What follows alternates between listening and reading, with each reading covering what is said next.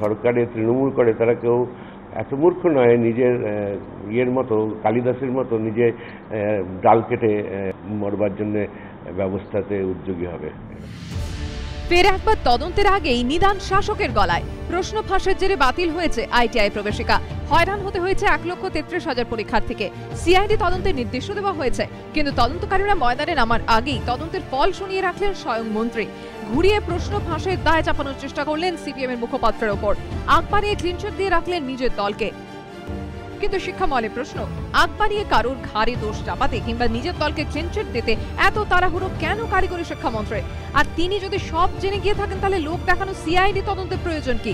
সেই সঙ্গে অনেকেই প্রশ্ন তুলছেন, প্রশ্ন তৈরি করা থেকে পরীক্ষা কেন্দ্রে পৌঁছে দেওয়া সবই যখন কারিগরি শিক্ষা দপ্তরের তত্ত্বাবধানে হয়, তাহলে নিজের দপ্তরকেই বা কি করে সন্দেহের ঊর্ধ্বে রাখছেন মন্ত্রী মশাই?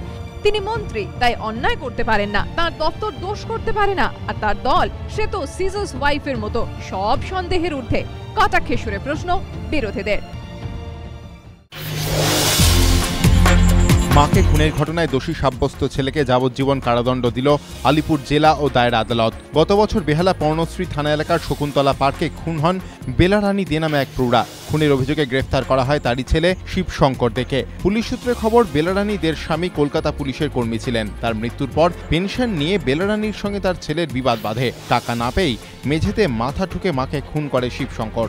গত শুক্রবার শিবশঙ্কর দেকে দোষী সাব্যস্ত করে আদালত। আজ তাকে যাবজ্জীবন কারাদণ্ডের নির্দেশ দেন বিচারক। বাংলাদেশের বিরুদ্ধে একদিনের সিরিজে তাকে না খেলানো নিয়ে তুমুল সমালোচনার মুখে পড়েছিল টিম ইন্ডিয়া ম্যানেজমেন্ট।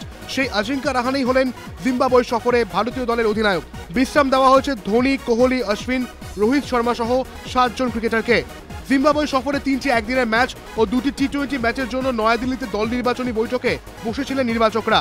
অজিঙ্কা রাহানেকে অধিনায়ক করা ছাড়াও আগামী বছর টি-20 বিশ্বকাপের কথা মাথায় রেখে 15 জনের দলে প্রাধান্য পেলেন তরুণ ক্রিকেটাররাই।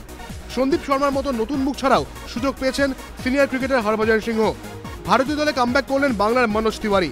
জিম্বাবুয়ে সফরে যাচ্ছেন না টিম ডিরেক্টর ও বাংলাদেশের হেড কোচের দায়িত্বে থাকা রবি শাস্ত্রী। বোর্ডকে তিনি আগেই জানিয়েছেন ব্যক্তিগত কাজের জন্য তিনি এই সফরে দলের সঙ্গে থাকতে পারবেন না, তবে বাকি 3 সহকারী কোচ যাবেন দলের সঙ্গে।